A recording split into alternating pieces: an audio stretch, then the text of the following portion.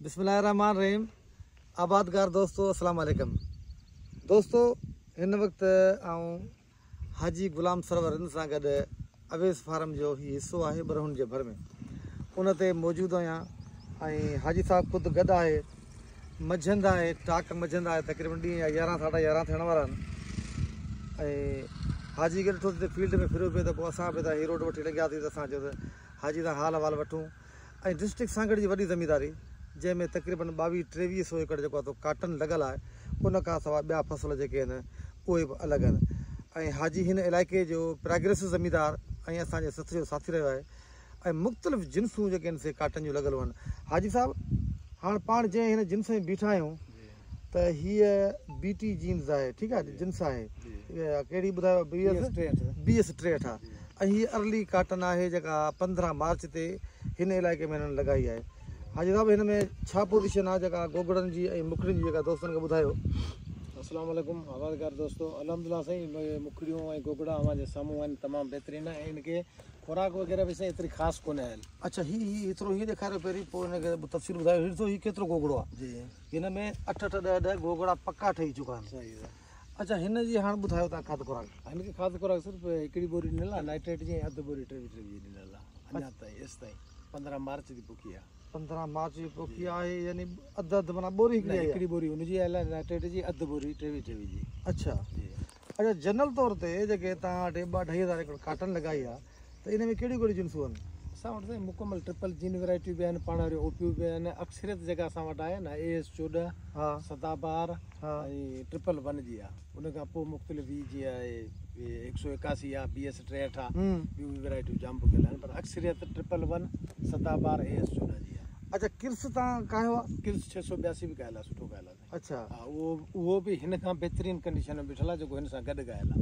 हा, उहो हिन खां बि अर्ली आहे, हिन खां वधीक हुन में जेको आहे न माल आहे।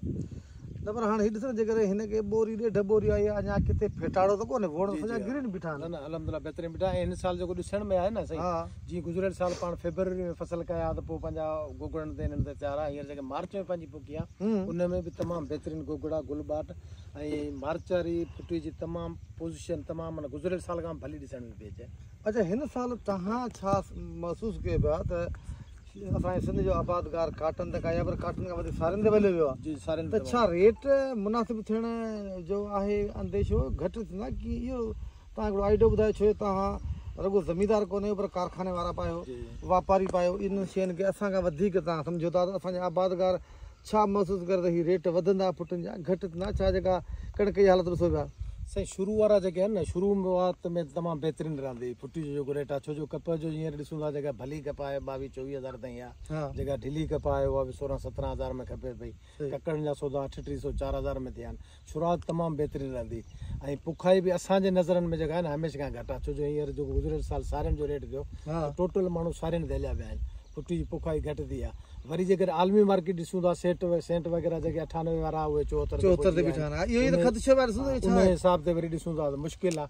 ऐं उन खां पोइ जेकॾहिं पंजी जेका मटी ॾिसूं था न, जे ॿाहिरि वारा फुटी वग़ैरह कप पाण वटि न आई ॿाहिरियां, त अल्हम्दुलिल्लाह शुरूआती जेका आहे रेट उहे 10,000 खां प्लस रहंदा।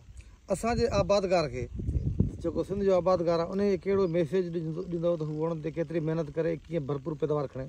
असांजो आबादगारनि खे इहो ई मशवरो आहे सर, जेको फसल हुजे, सिर्फ़ु वण न, जेको फसल आहे पंहिंजे दिलि सां कयो ऐं उन ते वधि में वधि महिनत कयो ऐं कंहिं बि फसल जो रेट ॾिसी ॿिए साल ते उन फसल जे पोयां न भॼो। सही ॻाल्हि आहे। तव्हां जेको रूटीन सां पंहिंजा फसल खाईंदा आहियो उहे रूटीन सां ई कयो। बाक़ी हीअ जेके क्राइसिस कुदरती आहिनि ज़मीनदारनि जे मथां, इहे कुदरती हिकिड़ा हूंदा आहिनि कुदरती अज़ाब, ॿिया हूंदा आहिनि जेके पंहिंजे हुकुमरान जा, जीअं कणकनि जी हिननि जी ॿियनि जी पोज़ीशन आहे, उन ते जेको आहे न कुझु बि न कयो। अलाह मालिक आहे, हीअ 6 महीननि जो जेको आहे माण्हू हेॾा होॾा थींदो आहे ऐं आबादगार कॾहिं बि ॿुॾंदो कोन, लुॾंदो सही, पर अलाह साईं वरी हुनखे हैसियत ताक़त ॾींदो। इनशाअल्लाह फसलनि में बरकत विझंदो, उन पंहिंजे फसल ते महिनत कनि, कामयाबु वेंदा इनशाअल्लाह। त दोस्तो, ही हाजी साहब जेको आहे सो असांजे आबादगारनि खे हिमथायो त ज़मीदार जेको आहे सो ॿुॾंदो कोन, लुॾंदो आहे ऐं पंहिंजी महिनत खे ऐं पंहिंजी जदोजहद खे जारी रखो। अलाह ताला तव्हांखे भरपूर पैदावार ॾींदो ऐं तव्हांजो बहितरीनु मुनाफ़ो ठहंदो ऐं इनशाअल्लाह ताला तव्हां जेको आहे सो तरक़ीअ तरफ़ गामदन थींदो। तव्हांजी वॾी महिरबानी।